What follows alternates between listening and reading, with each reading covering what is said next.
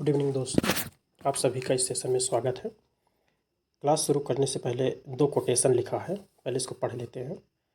Quotation देखिए इस तरह है कि संघर्ष में जो आपकी सबसे ज़्यादा आलोचना करते हैं, जब आप स्ट्रगल पीरियड में होते हैं तो उस समय जो आपके सबसे ज़्यादा आलोचक होते हैं, आलोचना क्या बुराई करते रहते हैं, आलोचना कभी कभी अच्छी होती है, बुराई करते हैं।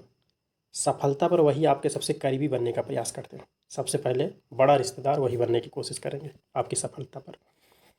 दूसरा है कि वक्त बुरा हो तो दोस्तों की पहचान होती है, लेकिन सफलता के बाद आपका रवैया बदले का नहीं होना चाहिए बल्कि बदलाव का होना चाहिए।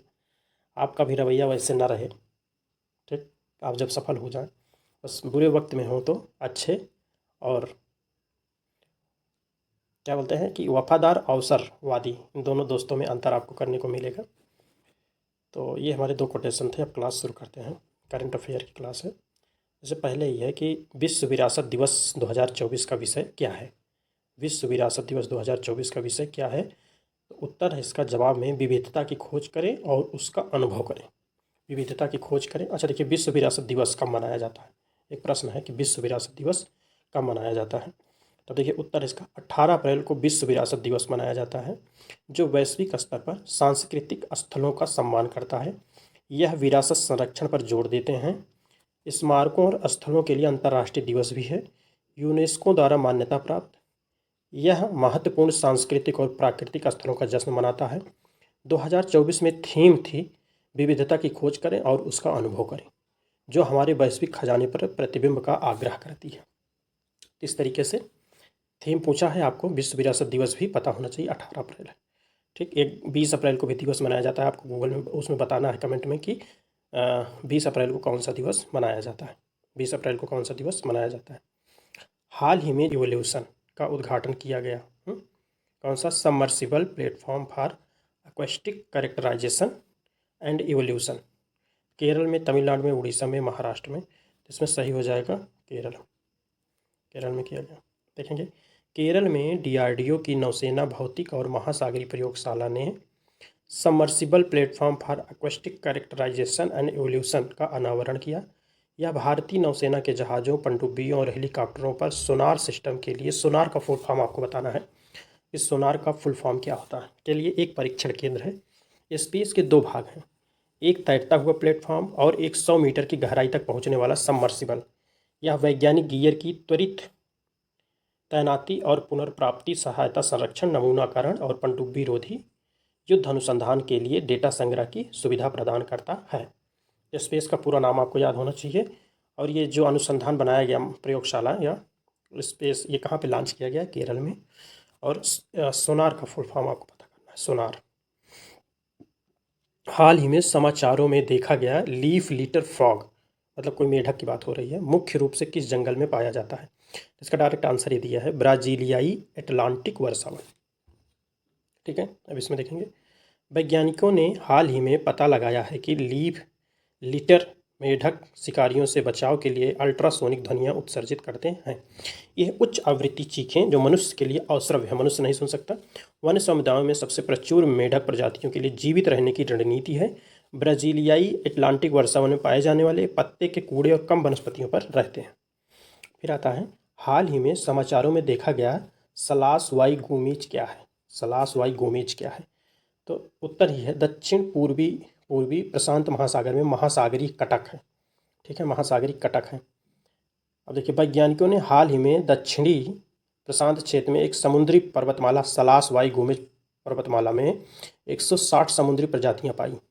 Atacama trench Humboldt current system द्वारा अलग किया गया यह क्षेत्र उच्च समुद्री स्थानीयता का दावा करता है। तो आपको सलास वाई गोमेज क्या है ये याद रखना है कि एक कटक है जो किसके किसके बीच में अलग, किसको किसको अलग करता है, आटाकामा ट्रेंच और हम्बोल्ट करंट सिस्टम। हम्बोल्ट की ठंडी जलधारा है, गर्म जलधारा आपको बताना है, ठीक है। हम्बोल्ट ठंडी जलधारा या गर्म जलधारा ये बताना है। और आटाकामा जो ट्रेंच है कहाँ पर है ये आपको बताना है। भारत ने हाल ही में नई दिल्ली में एक बड़ा अनुसंधान केंद्र संचालित करने के लिए किस देश के साथ एक समझौते पर हस्ताक्षर किए हैं। नई दिल्ली में एक बड़ा अनुसंधान केंद्र, ठीक है। ये आप देखोगे रूस के साथ हुआ है। किसके साथ, रूस के साथ हुआ है। देखो, रूस में हायर स्कूल ऑफ इकोनॉमिक्स और दिल्ली विश्वविद्यालय ने एक संयुक्त अनुसंधान केंद्र की स्थापना के लिए एक रणनीतिक सहयोग समझौते पर हस्ताक्षर किए। नई दिल्ली ने भारतीय रूसी शिक्षा शिखर सम्मेलन की मेजबानी की, जो द्विपक्षीय संबंधों में एक ऐतिहासिक कार्यक्रम है जिसमें विभिन्न क्षेत्रों से 60 रूसी विश्वविद्यालय ने भाग लिया। शिखर सम्मेलन का उद्देश्य भारत और रूस के बीच शैक्षिक संबंधों को बढ़ाना और सहयोग को बढ़ावा देना है, जो उनकी साझेदारी में एक महत्वपूर्ण मील का पत्थर है। फिर आ रहा, हाल ही में किस देश ने प्योलज्जी 1-2 विमान भेदी मिसाइल का परीक्षण किया है? क्या नाम है उसका? प्योलज्जी 1-2 विमान भेदी मिसाइल का परीक्षण किया है। तो इसमें उत्तर कोरिया ही सही है। कौन सा? उत्तर कोरिया सही है।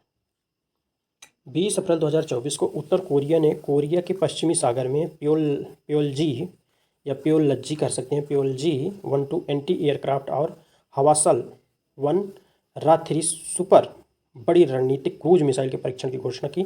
एक दिन पहले किए गए इस परीक्षण से दक्षिण कोरिया और अमेरिका के साथ तनाव बढ़ गया है। परमाणु हथियार ले जाने में सक्षम हवासल 1 रा-3 का शक्ति परीक्षण किया गया। हाल ही में खबरों में रहा कैपरी शहर किस देश में स्थित है? ये शहर चर्चा में क्यों है अभी बताते हैं आपको। कैपरी शहर, ठीक है, यहाँ पे अभी एक सम्मेलन हुआ था कुछ बड़े शक्तिशाली देशों के बीच में। तो कैपरी शहर किस देश में स्थित है? इसमें देखेंगे इटली सही हो जाएगा। इटली में देखते हैं। इटली के विदेश मंत्री हैं एंटोनियो ताजानी। आपको बताना है कि इटली की जो प्रधान राष्ट्रपति हैं उनका क्या नाम है? इटली की राष्ट्रपति एंटोनियो ताजानी के नेतृत्व में G7 विदेश मंत्री 17 से 19 अप्रैल 2024 तक कैपरी इटली में बुलाए गए। इजराइल पर ईरान के हमले और गाजा और यूक्रेन, ठीक है, समझ में आ गया ना। G7 में विदेश मंत्रियों के सम्मेलन में यूक्रेन में चल रहे संघर्षों के बीच उन्होंने ईरान के कार्यों की निंदा करते हुए और प्रतिबंधों का वादा करते हुए 3 विज्ञप्ति जारी की। मंत्रियों ने तनाव कम करने का आग्रह किया और आगे के संघर्ष को रोकने के लिए ईरान और इसराइल से आह्वान किया। G7 अध्यक्ष के रूप में इटली ने महत्वपूर्ण राजनयिक सभा की मेजबानी की। हाल ही में राष्ट्रीय सुरक्षा गार्ड के महानिदेशक के रूप में किसे नियुक्त किया गया है? NSG के महानिदेशक हैं डायरेक्टर जनरल, उनका नाम क्या है आपको बताना है। तो इसमें अभी देखें चर्चा में रहे थे ये IPS हैं, इनका नाम है नलिन प्रभात। क्या नाम है? नलिन प्रभात। वरिष्ठ IPS अधिकारी हैं नलिन प्रभात को भारत के राष्ट्रीय सुरक्षा गार्ड का महानिदेशक नियुक्त किया गया, जो आतंकवाद विरोधी अपहरण विरोधी अभियानों के लिए जिम्मेदार है। जम्मू कश्मीर में CRPF के अतिरिक्त महानिदेशक के रूप में कार्यरत व आंध्र प्रदेश कैडर के 1992 IPS बैच से हैं। फिर आता है, हाल ही खबरों में रहा नागोर्नो काराबाख क्षेत्र किस पर्वतीय क्षेत्र में स्थित है? नागोर्नो काराबाख क्षेत्र किस पर्वतीय क्षेत्र में स्थित है?